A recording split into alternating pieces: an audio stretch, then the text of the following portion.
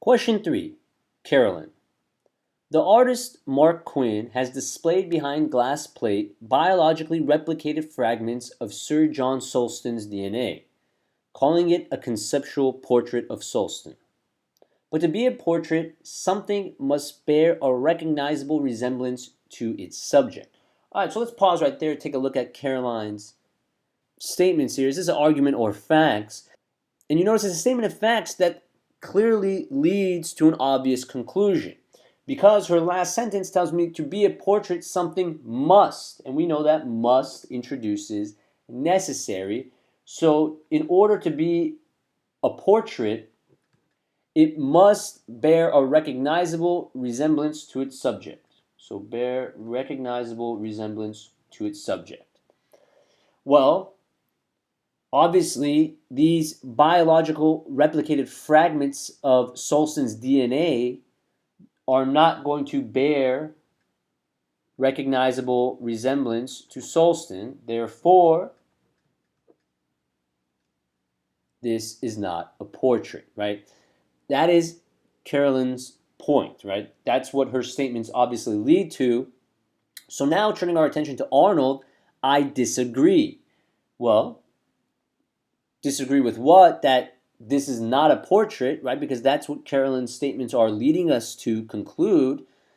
Quinn's conceptual portrait is a maximally realistic portrait, for it holds actual instructions according to which Sulston was created. So again, Arnold's conclusion is I disagree. And again, I disagree with what? And again, this idea that Mark Quinn's display is not a portrait. So now that we have this passage clear, we turn our attention to the question stem. The dialogue provides most support for the claim that Carolyn and Arnold disagree over whether the object described by Quinn as a conceptual portrait of Sir John Sulston, and again you notice, disagree over, so this is a point at issue question. So again, we're looking for an answer choice that one of these people would agree with and the other person would disagree with, thus making it the point at issue. So let's take a look at A. Should be considered art. Do either of these people discuss whether this is art? And you notice, no, we're discussing whether this is a portrait, not whether it's art. So that clearly does not follow. We do not know Carolyn's opinion on that statement, just like we do not know Arnold's opinion on that statement.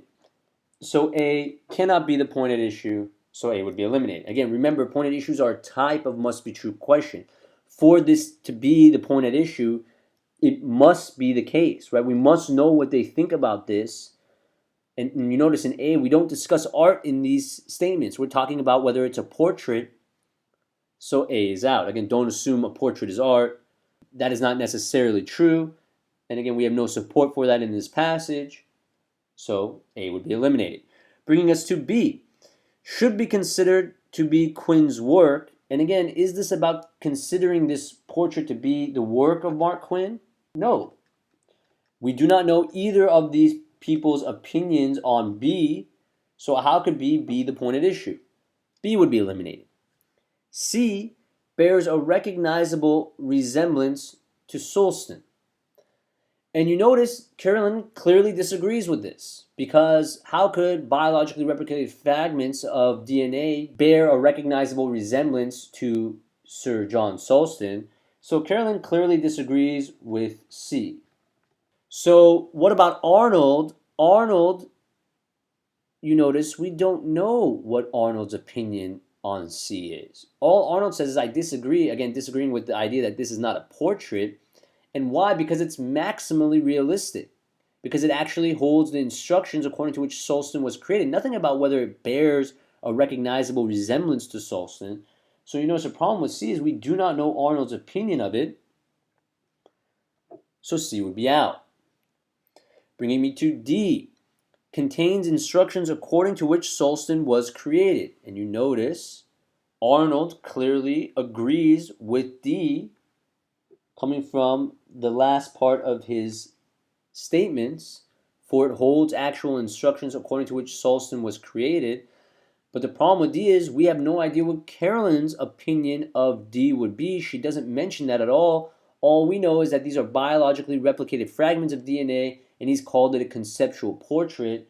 So D does not follow because we don't know Carolyn's opinion of it, which would bring us process of elimination to E, and you notice is an actual portrait of Solston.